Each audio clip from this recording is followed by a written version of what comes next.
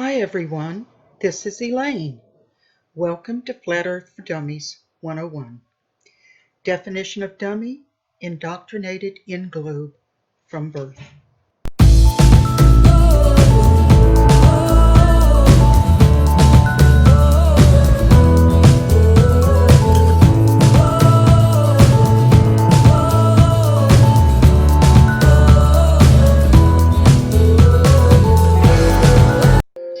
A spinning globe is only true in fairy tales. Only the truth will set you free. The lies were out to get me, to feast upon my brain. Freemasonic wormholes were to blame. Then I saw the way. Now I'm a flat earther. There is no curve, no globe in my mind. The earth is flat. We're the believers, don't eat the deceivers, those who lie. What is human history? It is a record of the victors of power and purpose, evolution, the agricultural revolution, and so on. Most are at least vaguely familiar with these concepts. But what if it is not quite so simple? What if the stories of the ancients, tales of gods and angels, of giants and disasters, are more literal than they might seem upon first glance?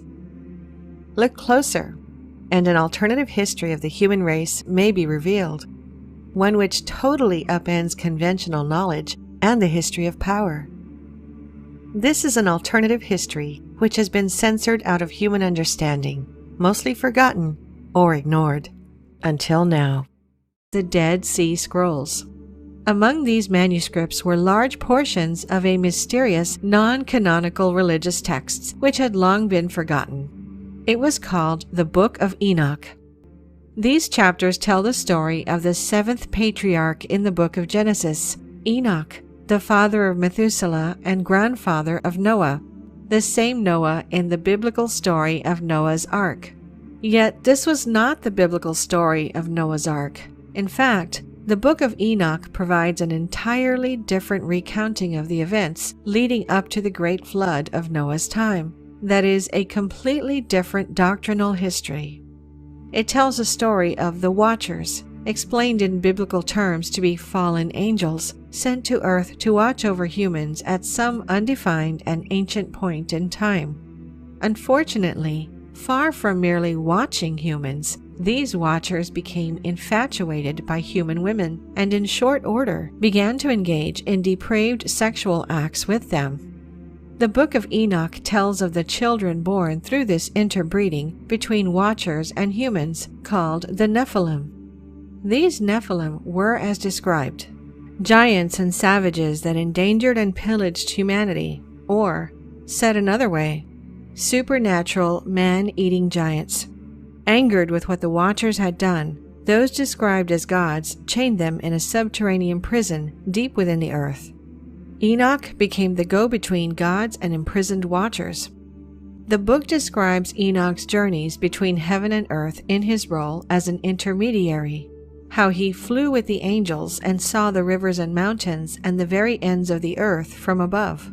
Yet despite Enoch's intervention, the gods decided the atrocity that the earth had become must be punished. Of course, the punishment would be a great flood. This flood would destroy the Nephilim and cement the Watchers in their prison. Beforehand, however, Enoch would be whisked away to heaven in a fiery chariot. Interestingly, the book of Genesis, which tells of the great flood in Abrahamic traditions, references the Nephilim in chapter 6, describing heroes that were of old, warriors of renown. This is not the only place in biblical canon which the Nephilim appear. In Numbers 13, 32, and 33, the Israelites visit a land inhabited by Nephilim, who are so large they make the Israelites look like grasshoppers. Of course, many things in the Bible are seen in modern times as allegorical, that is, more philosophical myth than historical record. There is archaeological evidence of a great flood in the Earth's past, one incidentally also spoken about in countless religious and cultural traditions across the world. Had beings like Nephilim giants actually existed? Surely there would be similar evidence. What if there is? We highlighted dozens of stories of enormous skeletons unearthed across North America, together with many newspaper articles from the late 19th and early 20th century, suggesting that ancient giants were indeed real and coexisted with early humans.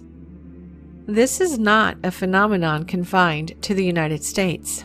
Similarly, enormous skeletons have been found in the Amazon rainforest, Africa, and elsewhere.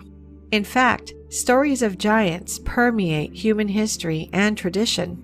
The famed explorer Marco Polo once wrote of a race of giants in Zanzibar who were so strong they can carry as many as 4 ordinary men, while the people of modern-day Tangier, Morocco, once claimed their city's founder was a giant named Antaeus.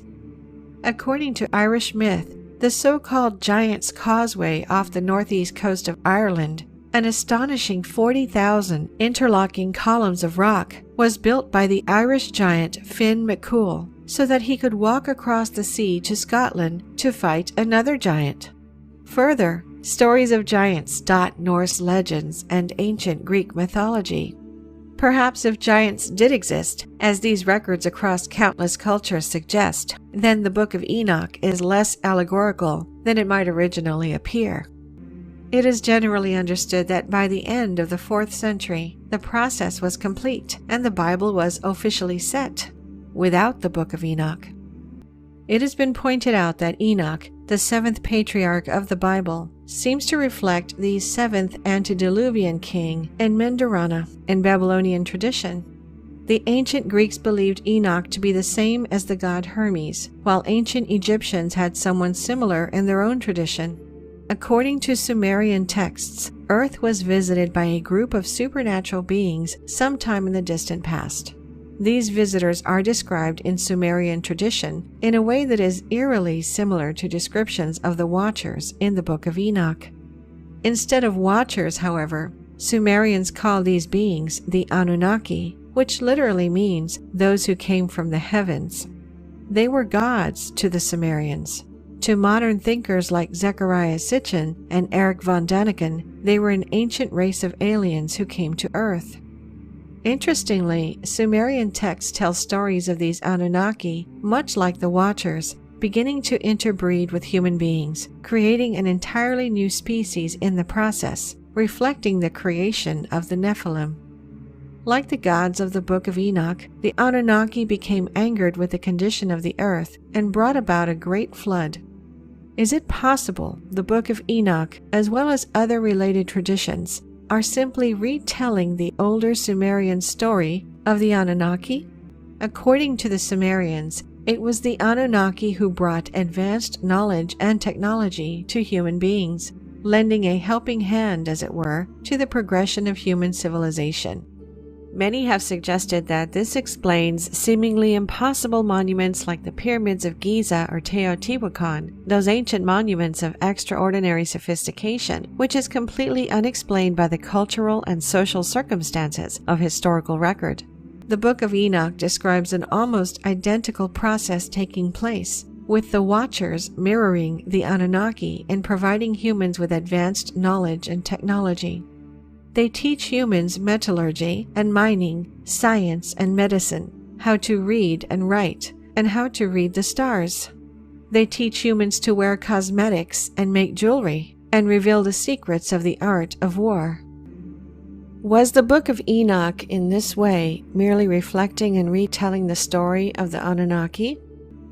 According to the ancient Arabian historian Al-Marizi, these pyramids were built by a king named Sarid, who lived before the Great Flood. Incidentally, Sarid, translated into Hebrew, is Enoch. What is human history? Is it that which is understood through officially sanctioned history books? Or is it something deeper, something more incredible, if perhaps forgotten? Maybe the answer has been hiding in plain sight the whole time. So they project the image around the ball, and that's how they came up with the globe. You want answers? I think I'm entitled. You want answers? I want the truth! You can't handle the truth! That's why it's so hard to convince you you've been fooled.